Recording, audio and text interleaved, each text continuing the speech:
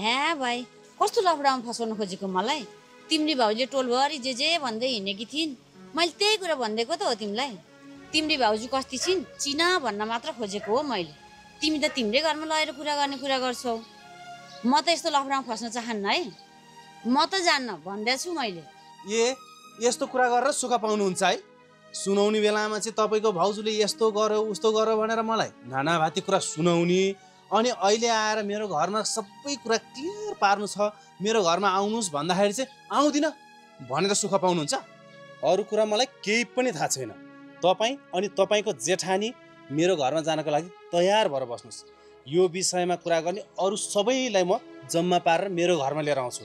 अनि त्यो कुरा के हो, दुधको दुध पानीको पानी छुट्याएरै छोड्ने हो। उता उहाँ यही कुरालाई लिएर मेरी बहिनीले भाउजूलाई झन्नै मारेकी थिए, मेरो बदनाम गर्दै हिँडी भनेर। यसरी दिनरात हाम्रो घरमा झगडा भयो भने त राम्रो हुँदैन नि।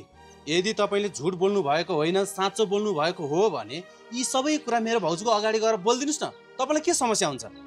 ल अरू कुरा मलाई केही पनि थाहा छैन, तपाईँहरू तयार भएर बस्नुहोस्। के तालको मान्छे होला, सबैतिर हल्ला छ। त्यही भएर मैले पनि यस्तो रे नि त भनेर भनिहालेँ। अब लगेर ठुलै छलफल गराउला जस्तो छ। यसरी लफडामा लागेर दुनियाँको कुरा काट्दै हिँडेको बुढाले थाहा पायो भने मार्छन् मलाई त। अब के गर्ने होला? अब जेठानीलाई नि नजाउँ भन्छु, म पनि जान्न।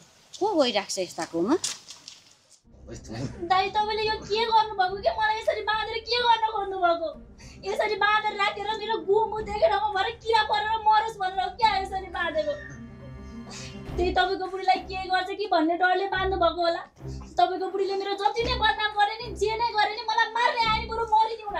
तर तपाईँको बुढीलाई केही नगर्नु होला के दाइ, छोड्दिनु। चुप लाग्नुहोस् भनेको। मैले तँलाई बाँधेको होइन, तेरो बुद्धिलाई बाँधेको, बुझिस्?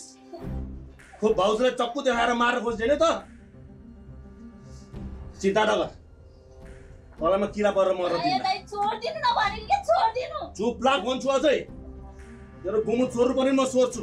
यसै पनि सानोमा तेरो गुमुत खाएकै हो मैले। मलाई खुल्ला छोडेर अपराध गर्न दिनु र अपराधीको दाइ भनेर यो समाजमा बदनाम हुनुभन्दा तँलाई यसरी नै बाँधेर राख्नु ठिक ठाने मैले, बुझिस्?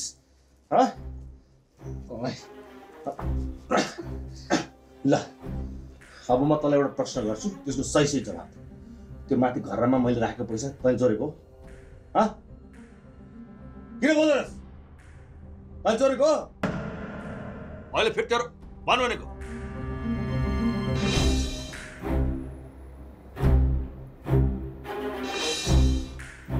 ए माइतीलाई पैसा